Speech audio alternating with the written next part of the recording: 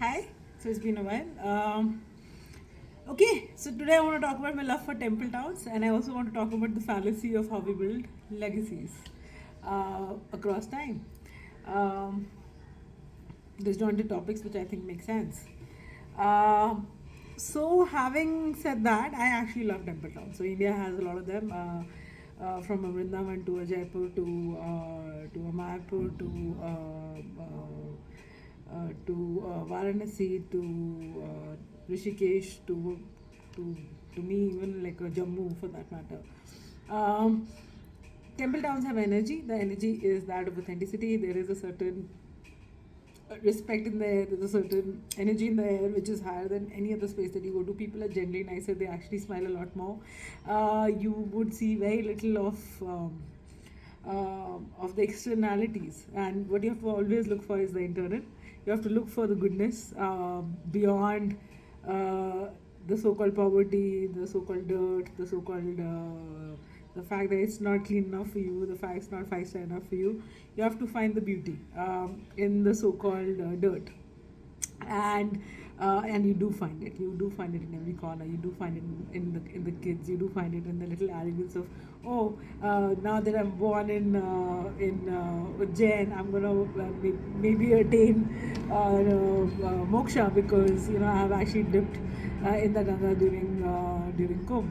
So these kind of beliefs are amazing, and these people have stronger cores by default. They have a joy in them which is unparalleled, which I've actually never found in a city dweller ever. So that's temple towns. And now let's talk about how we create wealth and legacy across generations. So this somebody told me, and I was quite amazed. Do you know who the guy who actually built dynamite? What was his name, and how did he create his wealth and legacy? So his name obviously was Alfred Nobel. He created the Nobel Peace Prize after he was mistakenly declared dead, and his obituary came where he was called the Merchant of Death or something. That newspaper, it was his brother who died, but they thought he died. So they, in his obituary, basically called him a Merchant of Death. And I'm like, shit, when I die, this is what they will think about him, this is what they'll say. So he basically created the Nobel Peace Prize. And today you only know him as the creator of Nobel Peace Prize. I've forgotten that he actually made the dynamite. Similarly, if you look at the legacy of the Rockefellers, I mean, basically poisoned most of the world, but you only remember them for the museums and the schools and the colleges. Uh, and You can look at Purdue Pharma, another family which tried to whitewash everything by doing donations and this and that, by doing all the goodness in the world. So, and that's the classic trick of the trade, right? Do whatever it takes to earn the money, and then find the art and the museum and the spirituality and the charity to kind of whitewash it all. Why are the two connected?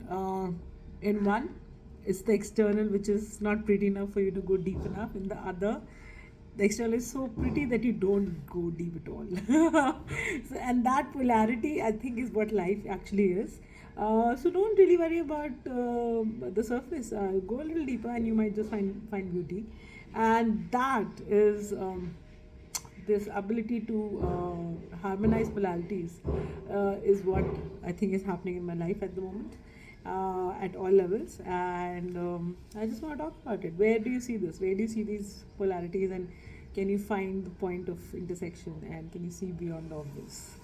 Uh, so yeah, amazing days, temple towns, and how we build legacy and wealth, and the dichotomy of it all.